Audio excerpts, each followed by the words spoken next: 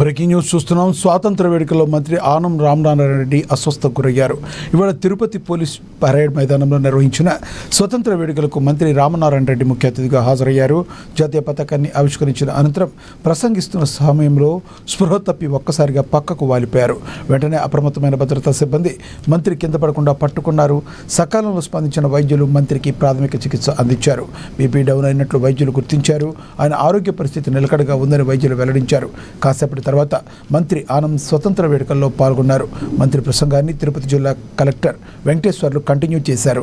దీనిపై మరింత సమాచారాన్ని మా ప్రతినిధి నటరాజ్ అందిస్తారు ఫోన్ ద్వారా. నటరాజ్, చెప్పండి, మంత్రి అలా సమస్యలు పడిపోవడానికి ప్రధానమైన కారణం ఏంటి? ఇప్పుడు ఆయన ఆరోగ్య పరిస్థితి ఎలా ఉంది? Gulab Lakshminath police parade ground లోని 80వ స్వతంత్ర దినోత్సవ వేడుకలు ఆటంకంగా నిర్వహించారు. అయితే ఈ కార్యక్రమంలో మంత్రి ఆనం రామనారాయణ రెడ్డికి అది అవస్థ గురి కావడంతో ఒక్కసారిగా ఉద్రిక్తత నెలకొంది. స్టేజ్ పై నిర్వహించిన ప్రసంగిస్తున్న సమయంలో మంత్రి ఆనం ఒక్కసారిగా కుప్పకూలిపోవడంతో అక్కడున్న భద్రతా సిబ్బంది వెంటనే అతన్ని హాస్పిటల్ కు తరలించారు. సుమారు గంటపై స్టేజ్ లో నిలబడి మాట్లాడడంతో అవస్థకు గురైనట్లు సమాచారం.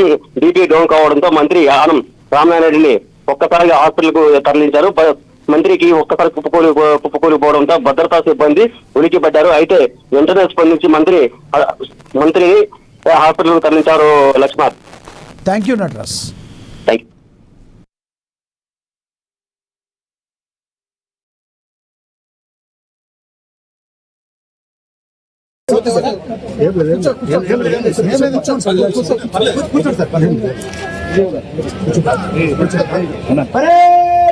పాలనకు వ్యతిరేకంగా జాతిపిత మహాత్మా గాంధీ, పండిట్ జవహర్లాల్ నెహ్రూ, సర్దార్ వల్లభాయ్ పటేల్, మౌలానా అబ్దుల్ కలాం ఆజాదులతో పాటు ఎందరో అమరవీరులు చేసిన ఎనలేని త్యాగాల ఫలితంగా 1947 ఆగస్టు 15న మన దేశానికి స్వాతంత్రం సిద్ధించింది.